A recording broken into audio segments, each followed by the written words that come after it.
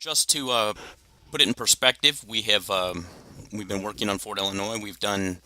Um, we've set up our baseline and our base case, and what we are going to do today is actually add alternatives beyond the base case, which will be the um, typically what we do is the better and best case. And so let's get started with that. And I wanted to show you when we created that base case, we clicked here which says create a new alternative, and I want to show you the difference when we do this here. So what I'm going to do with the base case first is I'm going to copy that base case to our better case, and we create that copy, and it takes all the information that's in here and copies it forward, and that's facility information, simulation information. Everything is copied forward. Package selections, installation sections, everything. So if you noticed, after I made this alternative copy, you see that everything stayed available all the way to the end because it made a complete copy of everything from the base case here. So at this point, we could jump straight to any of these results and look at those and see what changed, which would be nothing. But what I'm going to do is I'm going to create a new alternative for our best case just to show you the difference. Now, if you notice, it went a lot faster because all it had to do is create the structure, and if you also notice that everything here is not available now. So let's just see what happens when we create the alternative versus copying the base case. Because what we want to do is copy this base case, because in our process, what we did is we created that baseline and we created that base case, and we spent a lot of time getting our inputs correct in this base case. We checked our EEMs in our in the alternatives there in for the and we wanted to also we modified all of our prices looking at it for the future work here, so that we could simplify what was going to happen in the better and best case. And we don't want to eliminate all that, and pretty much we've done that by creating a new copy. So we come here into our input. If we go to the better case, and we'll notice that when it loads, we'll notice that everything here is all saved and ready to go, and this will look just like our base case. When we go to the best case, everything is not saved, and so you can see here that you'd have to save and then actually see if there was any changes or anything. It'd all have to be rerun with the simulation. So we'll do this real quick. When you do change things, you do have to go back in and make sure that they're saved. Otherwise, when you get here, it won't allow you to move forward until they're saved. And we can see that our better case is all saved and ready to go. It has the simulation results, and the best case is not. So it's sitting here with nothing, needs to refresh all these results. Nice part is it's keeping track of it for you in all this. And so if you get to this point and you go, oh crap, I didn't really mean to do that, it's a pretty easy fix. All we do is go, oh crap, I really meant to copy that case. So we just delete it.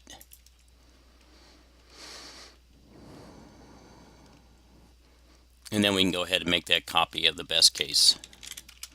But I wanted to show you exactly what happens, what for each of those alternatives, so you have a better feel for that. And now, after we created that best case, once again everything is lit up all the way to the end. So now that we have that, that's not what we're looking for, obviously. And we'll just verify that, and we'll go to the site summary and show you and look at that real quick.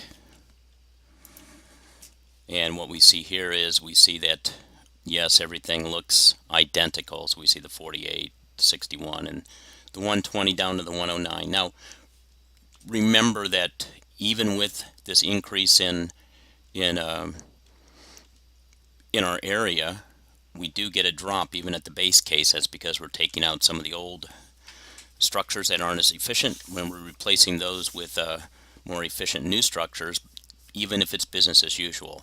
And that's what happens is, we see this. We do get a little bit of an increase here in our in our energy efficiency, but we do see that if we continue to add square footage, we see that our site electricity has jumped up by 33% and our gas has jumped up by 30%. And if we look at this based on comparison, because what we really now want to do is base off the base case, not the baseline, we would change that to base case, and we see that there's 25% less in 22%. Now this is the base case is now the zero, and so that's what this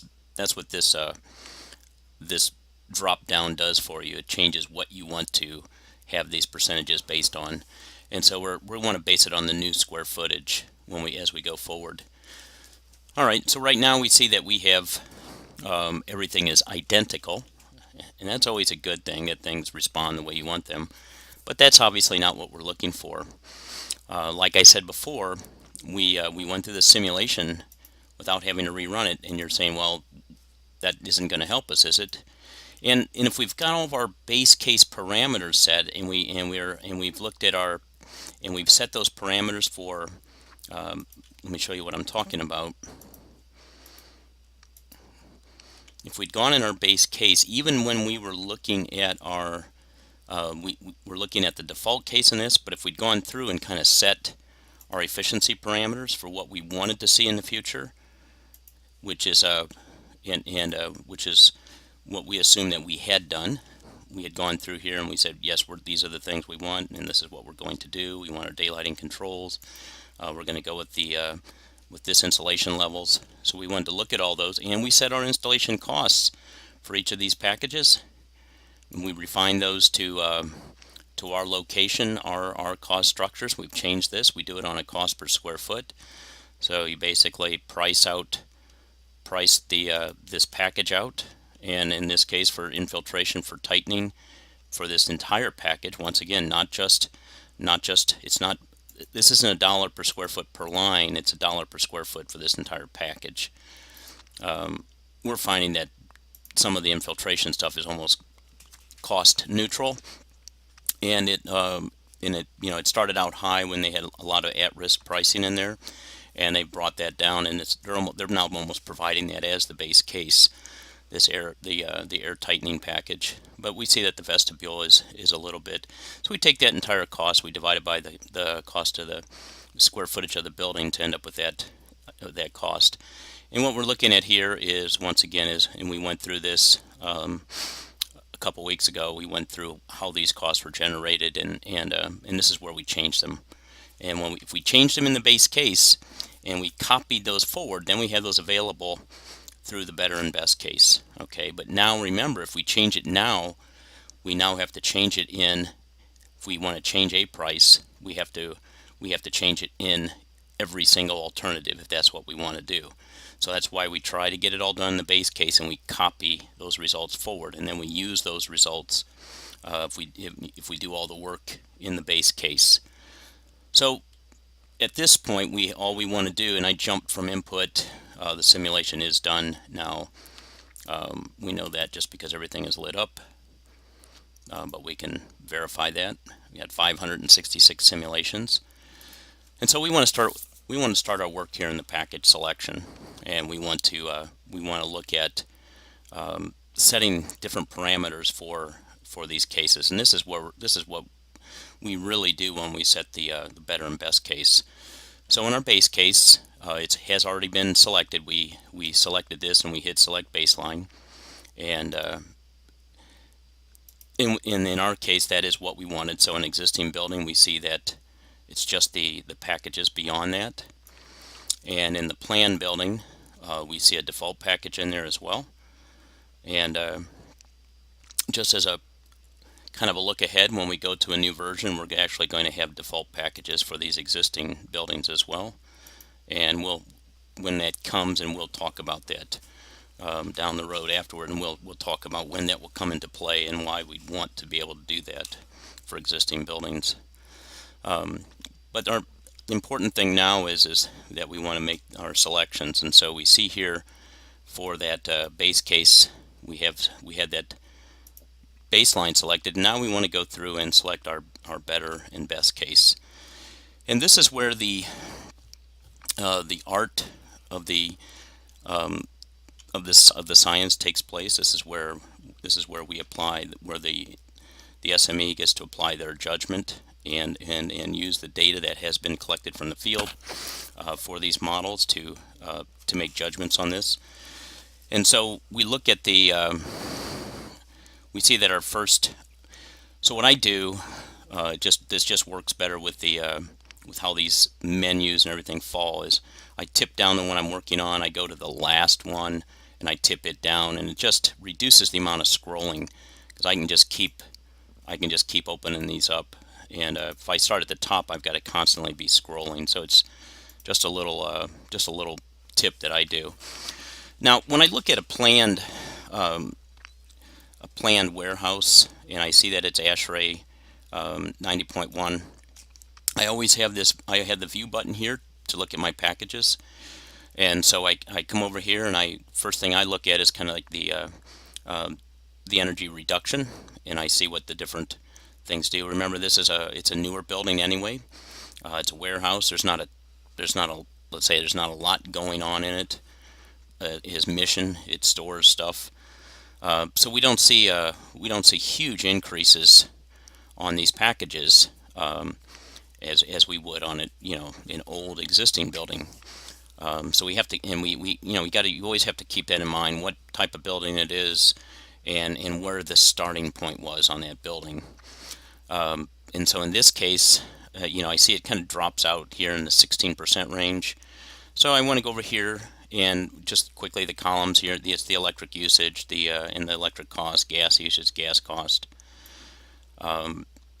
total utility cost. We see the package install cost here, and it accrues, except for that VRF. And if we looked at that based on, which we did a while back, we looked at that based on, we see that that was based on the HVAC to see what it would do, and then it goes back, and the following package after that, which is the daylighting package, is actually based on that HVAC package as well. In other words, it skips it. So this is kind of take a look at it, see if it's worth it, and there's pros and cons to using a variable refrigerant system.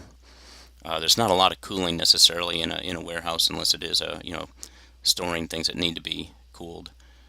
So it depends on the situation. In this case, we see that the cost goes up quite a bit with that one. But see, we start out with our with our default package. If we look at that, that's our default package. So we start out at this $63,000 annualized, and we see it, as we add the packages, what the prices do. And so here it kind of becomes a selection of how far you want to push the building versus how much you want to spend doing that. In this case, it might drop in about the lighting package, I think, somewhere in this vicinity, the $69,000, $75,000 range. So if you think about that chart, we're actually starting at 1. We've got 2. We find out that the base case in this is pretty good, so it's almost, and we keep, it's an investment into that building, and we have to decide how much investing we want to do in that building overall. This is our enhancement, our accrued enhancement cost. And in this case, I would probably select lighting package for this, and go to we have a different planned warehouse, and it's probably going to be the same. Now we look at this existing warehouse, and this is where we'll start seeing some of the differences. So it was a pre-1980.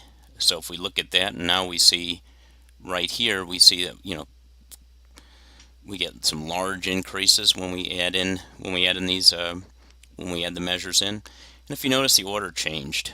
If we started out here with a planned building which hasn't been built.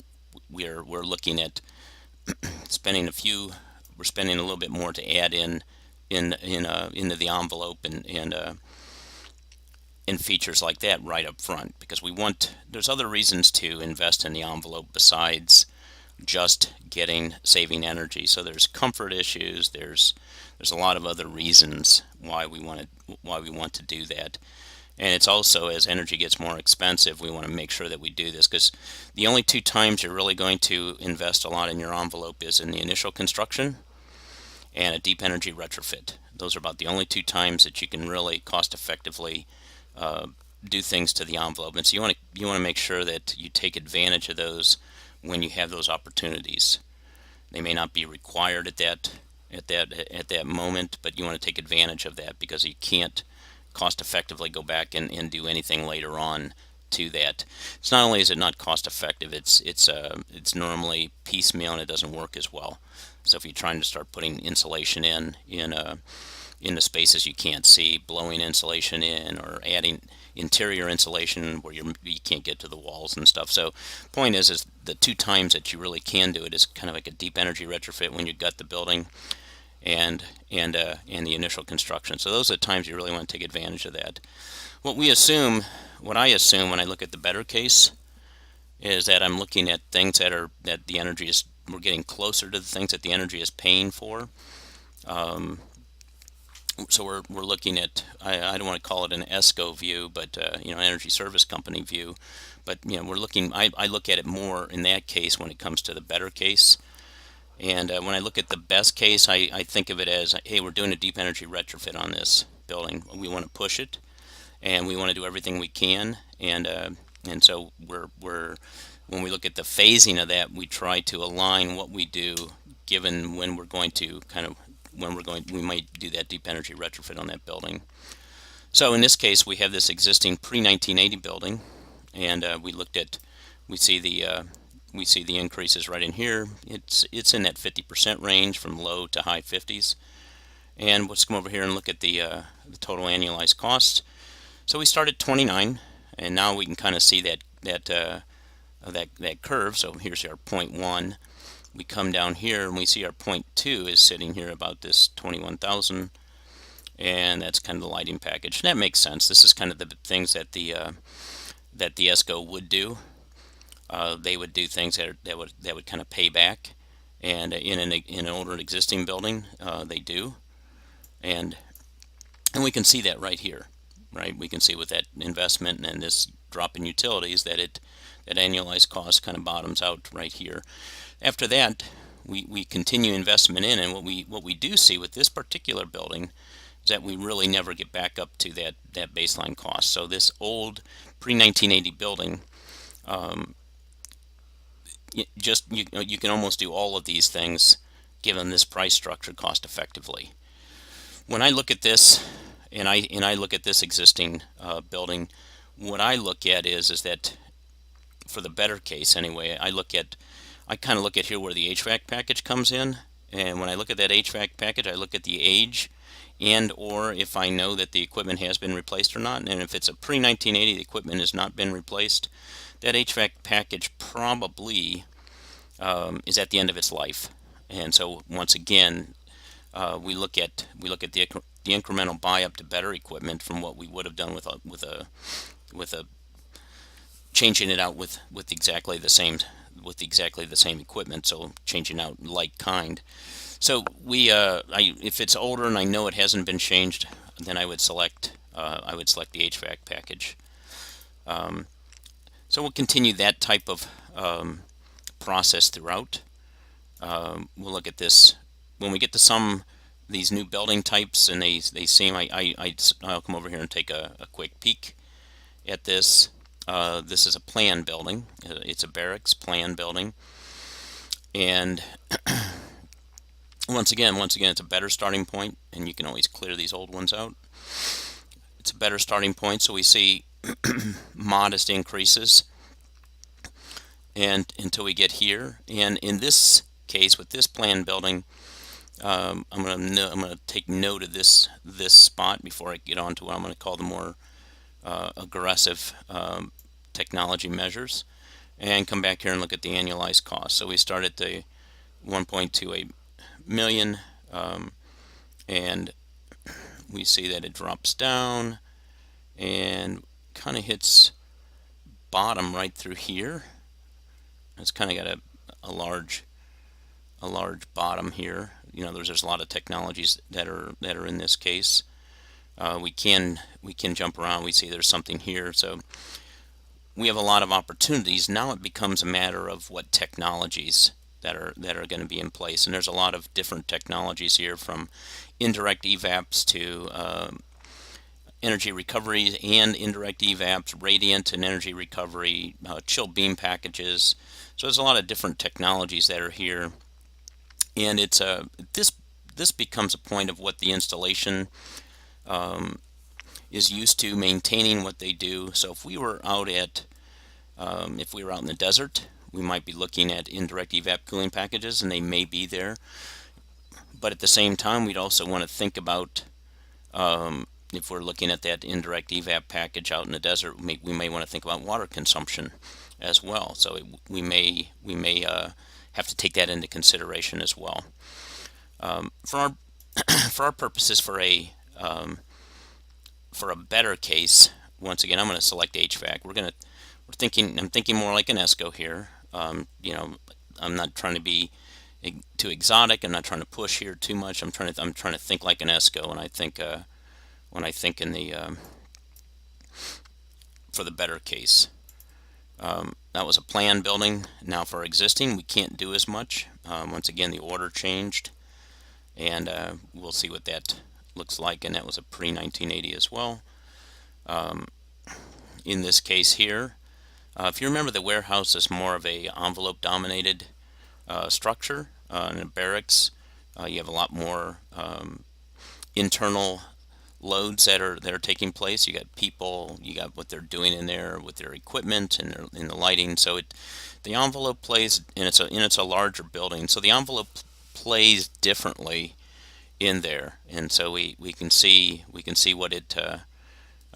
we would do with this building. And once again, I'd probably look at stopping right about in here. I can see I got a pretty good increases, and I'm starting to level out a little bit. Go over there and look at the money end of that as well.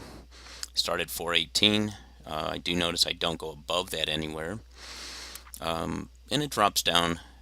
You know, it drops down through here. I see some aspects through here that are a little bit lower, but then I'm starting to push some of the different technologies. Once again, as an ESCO, thinking risk adverse and all this, I'd probably stick with kind of a better, in the better case, I'd probably stop somewhere in here. This DHW package is actually a domestic hot water package, and what that is, that's for that is increasing in that increases the efficiency of the hot water production. Because here I was going to say, here's the drain water hot water package. This is, you're taking your drain water and you're tying it back in here, and then the last thing that you have on that side of the house is this solar thermal package that you could put on there. Well, like I said, we're probably going to look at, in this neighborhood here, of this 28% or 30%, and then seeing what pays. And it looks like I would probably select that DHW package. So tactical equipment maintenance facility, kind of looking right here, we see once again it's kind of stopping right here at the HVAC, and so I'm looking at the date again, and so it's probably what I'd select. This school this is a pre-1980 existing. Once again, I look at this in this area right here, check the money out, 205, 181, 172. So it's hitting a bottom here, starting to go back up. So I'm going to I'm going to look in that area. I'm going to say pre-1980, so I'd probably do HVAC there. That's a post-1980. Now this post-1980, once again, in all of these, you'd have to verify how old the equipment is. So one of the things that you really want to look at is kind of the age of the equipment, because that helps you determine if you're going to, if it's going to be, if it's going to be replaced in the near future. Because when you do that, you put it in the plan. So when that's replaced, you put in better equipment, and that's how you would implement that. And the post 1980 is kind of borderline. And so in this case, we're just going to say, just so we can see kind of the difference here, I'm going to just stop it here, and we're going to say this it's post 1980. It could be 1990s equipment. It could be younger equipment. It may not be ready to be replaced. So we'll select that for now, and you can see you start getting kind of an idea of what you would want to do with these, and when you're not sure, you just pop out, take a look at it. We need to close some of these guys. And here we go, kind of this area right here. And I'm looking at 53, 59, 58. In this case, if we were doing strictly on money, we may stop here. But if they're going to do that equipment anyway, I would probably select that. And so, like I said, let's just use that to kind of finish up.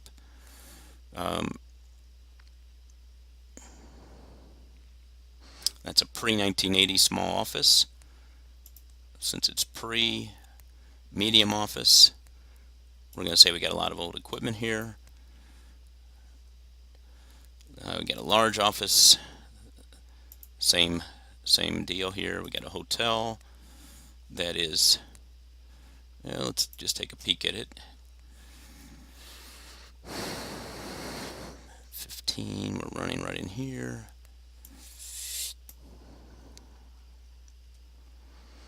Yeah, gonna be right one of these two. Look at the technologies associated with it. Drain water, daylight. No, it's gonna be HVAC. This drain water heat recovery package is not a typical package, and if you're thinking like an ESCO, you wouldn't be looking at that. Got a planned general instruction building.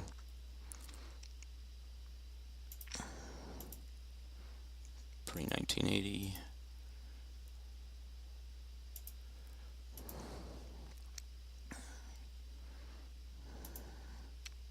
Pre-1980.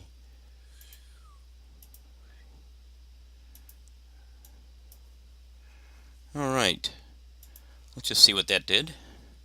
So I hit save to save those changes. We're going to leave the better case there for a moment, and we're going to move to the results.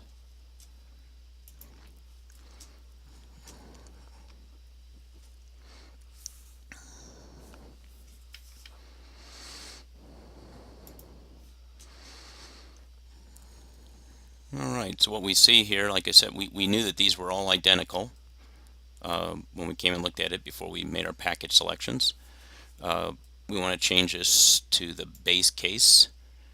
So with this, we've made about a 32% reduction in electricity, about a 37% in gas, or thinking of this as kind of cooling and equipment, and this is on the heating and hot water side. We went from a 109 is our base case. Remember, that's our future base case, where we look at the way that the ADP would look, the study plan would look at the end of that time, doing business as usual, and with an additional investment of 57. That's 57, isn't it? Yeah, 57 million. We see that we would drop from a we even look at this compared to our baseline. Our baseline was going to be, I'm looking at the wrong thing, sorry. Here we go. Our baseline was going to be this 6.3 million here per year. This is our annualized energy cost with our investment. And if you notice, that's just the energy cost getting straightforward. Our base case, which is our comparison, would have been about 8.3 million, and with a $57 million investment. And we're not, this investment isn't happening all at once. This incremental investment is happening out throughout the plan, throughout the phasing time. We see that we dropped from 8.3 down to 6.7 million on an annualized cost over the study period. And with that, that's simple. I mean, what I mean by there's not time of money involved, so it's not LCC. It's just a simple thing. Is to give you an idea of what this would do at the end when you're trying to do this and meet all the needs. You would go in and take all this information, you drop it into BLCC and something to do kind of do a more rigorous life cycle cost analysis. But you're accounting for kind of our big movements here, and we're looking at those to get an idea how this would play out. And then our time of money can adjust that, and we're looking at this without any energy inflation as well. So we're not adding to that. We're not adding to one side of the equation and then taking away the time of money. We're saying that the energy cost stays the same also over that time, and most of us don't believe that the energy is going to be cheaper in the future. If we're looking at kind of business as usual type things, we'll probably be paying more for electricity, more for natural gas or propane or whatever our heating fuels are. So we're looking at this investment here to drop it down, and if we could take that and say that, okay, so that's definitely moving in the right direction. Okay, now let's go ahead and push this the best case. Now we wouldn't make our decision on what to do here. We would actually look at our decision on what to do when we look at the installation piece, and this is where when Matt comes in and adds the information in at the installation side, because we may not need to push the buildings as far depending on the technologies that we employ. On the other side, we may want to move some of the investment from the building to the investment in the infrastructure and in the supply side. So it's not necessarily a given that we want to take our buildings to the best case each and every time. Now it depends on the technologies and the cost of those technologies in how they play out. But just for a quick picture, sometimes if you're looking at combined, when you're looking at CHP, you may need more of a heating load throughout the year to make that more cost effective, and so you may not need to take the buildings as far, and you may want to invest that in your CHP infrastructure.